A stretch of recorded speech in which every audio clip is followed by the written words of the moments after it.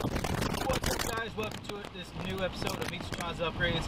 It's raining excessively hard right now, so I'm gonna have to shout a little bit for you guys to hear me and so that I can be articulated, I guess. Today we're installing a rear strut bar.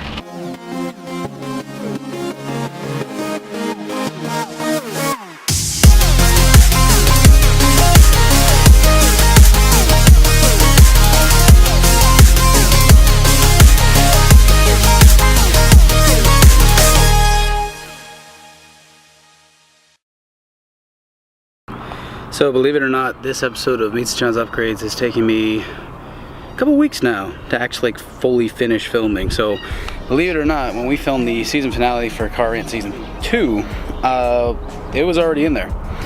It was in there for 224, and we were in the process of putting in on 223. The short of it is this. The bars are a great upgrade and they're really easy to install. When they're put on a front wheel drive car like Mitsu-Chan is, putting one in the back helps stiffens up the rear and basically allows it to corner better, because now when you turn, sometimes your car will do this. Now it's pushing against them. It's resisting against the uplift of the car, so it allows it to corner harder.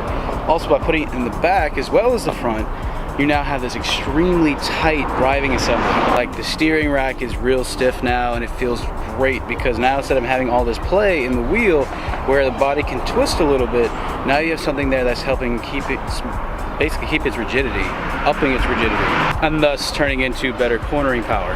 My bars came from my friend David, Evo Jesus, which is actually where Raikkonen will be taken here in the next several days to get tuned up.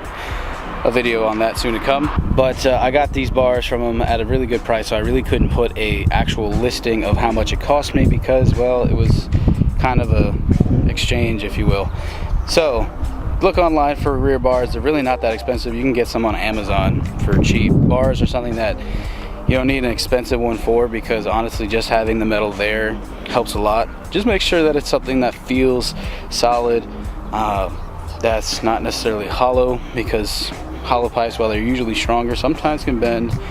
That's really all I can give you for advice, because bars are such a cheap thing that you can do that really don't dramatically affect it in a bad way. They can only help. So let's get to the actual footage of installing this bar.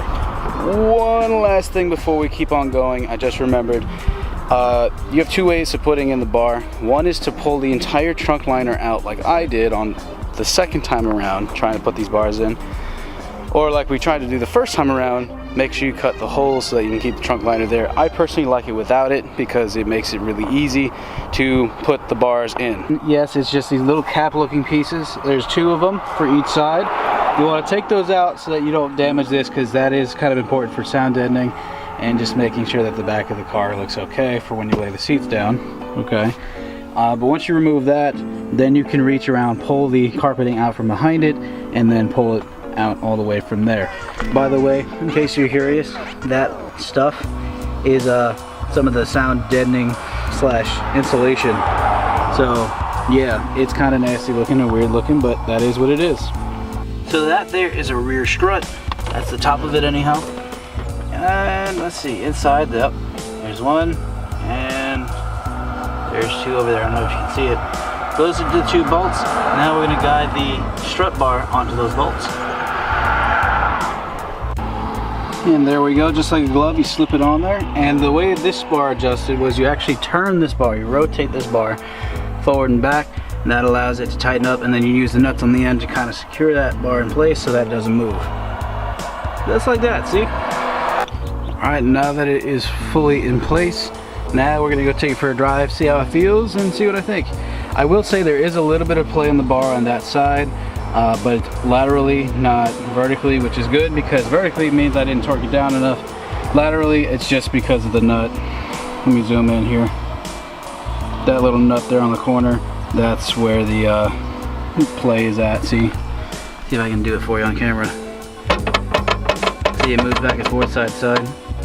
So I know my hand's really shaky. It's just in the bar itself. That won't affect it too much, so I'm really happy with that result. And I love too that it's low. I've seen some strut bars, they go like right through the middle of the trunk, so you couldn't lay the seat backs down if you needed to. This one it can support things on top of it. It's lightweight aluminum, so it's not going to really do anything or go anywhere. It's just going to stay right where it is and do its job. And that's one thing I love about this rear bar from Tanabe, is that it's going to do exactly what I need it to do.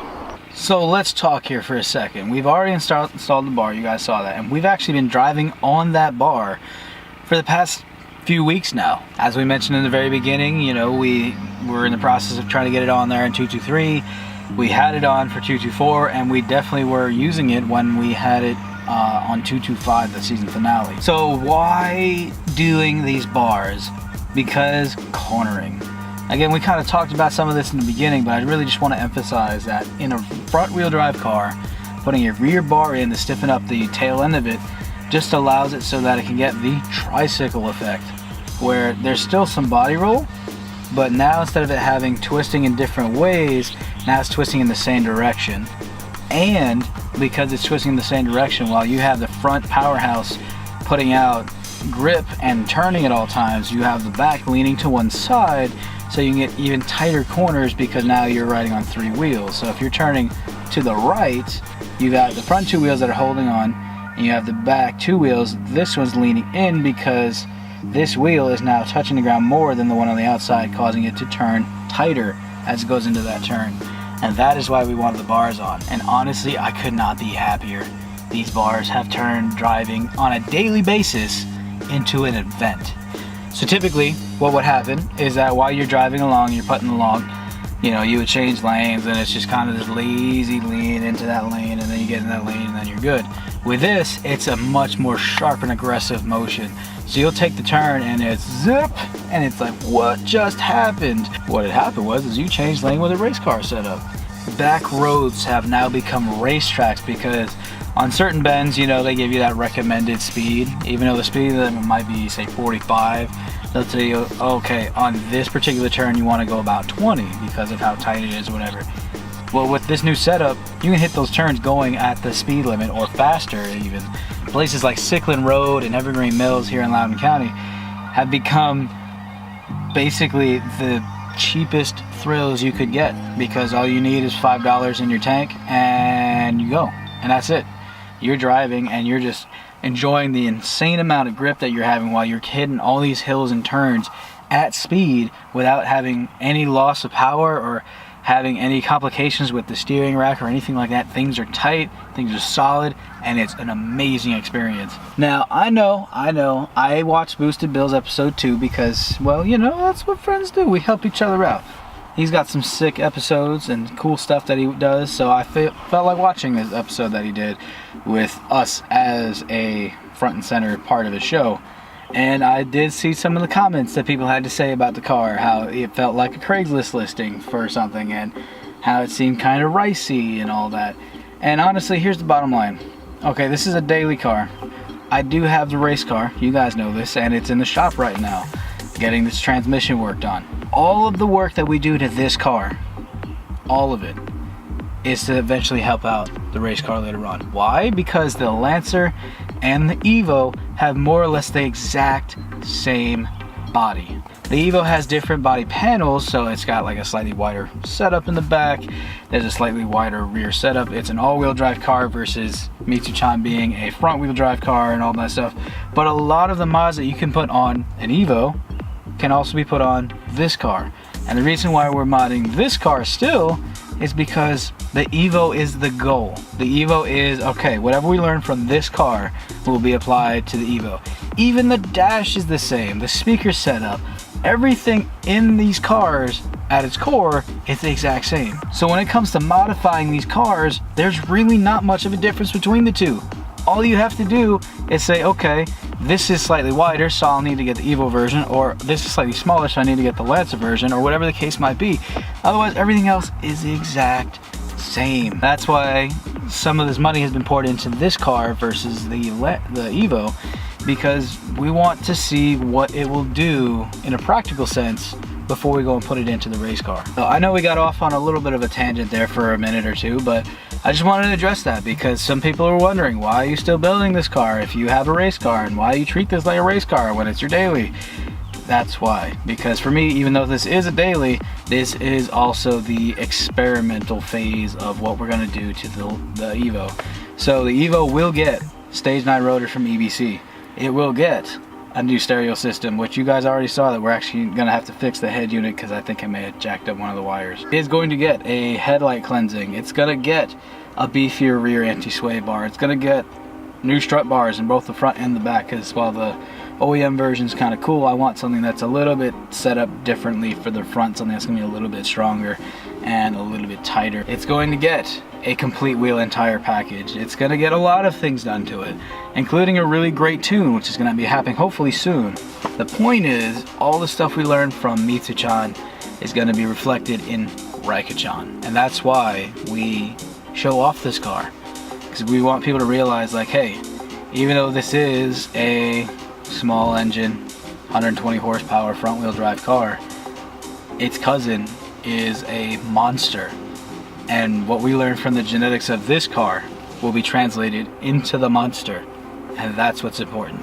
But that there will wrap up this here review. Thanks everyone for watching. Thanks for tuning in. I hope this was helpful. I hope people realize just how useful these bars are. I mean, even my gas mileage has been improved by this, because now there's less wasted energy. You know, you have more wheel contact with the ground, which means less gasoline needed to get the same amount of rotation. It just, these bars, adding these bars is really an easy modification, but it's what I feel like a lot of people don't do enough of. It's just, it's one of those things where it's kind of an out of sight, out of mind thing, and people don't think about it when it comes to the performance of your vehicle. Believe it or not, a non-moving part actually helps your performance. How incredible is that? Thanks for watching, guys. Thank you for tuning in, and we'll see you guys in season 3 of Car Rant. Yes, season 3 is coming out in about a week or two. Okay, we've still got a couple other things that we want to do, some film work that needs to be done for the premiere, as well as the event that the premiere is going to be taking place at, which will also be filmed in the show. It's kind of a confusing thing. Long story short, we're doing a car meet. We will be at the Keep Loud and Beautiful Park on April the 22nd. That's a Saturday. It is after Sterling Supercars, so if you were going to that event, you're gonna be okay, because we're still going to be doing our event. It's just later in the day. And also, for those of you that are going to be at that event, we would like to know, because there's limited space and we really want to prioritize the people that watch our show, and we also want to prioritize all the fun race cars that we want to see there. There is a list of people that we're inviting, including Boosted Bill. So yeah, even if you don't have a race car, come out and see us. We're going to be doing this cookout style. I'm excited, Ishmael's excited, because we're unveiling both Raikkonen, hopefully, and also his project car. We want to show off the cars as they are right now, so that at the end of the summer, at the end of season 3, we have another big car meet and we show off how far we come, how far it's been, how far it's gone, and celebrate the future. That's really what tomorrow, or not tomorrow, but the 22nd of April is going to be for. All in all, thanks for watching, thanks for tuning in, like and subscribe, hit the bell for notifications, leave us a comment down below, and we'll see you next time. God bless, peace!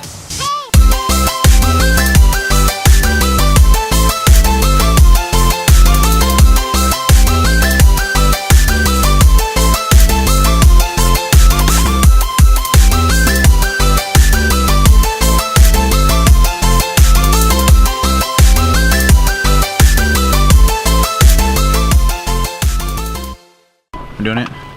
Is it on? No, I need you to screw it on. Bro. I need you to screw it on.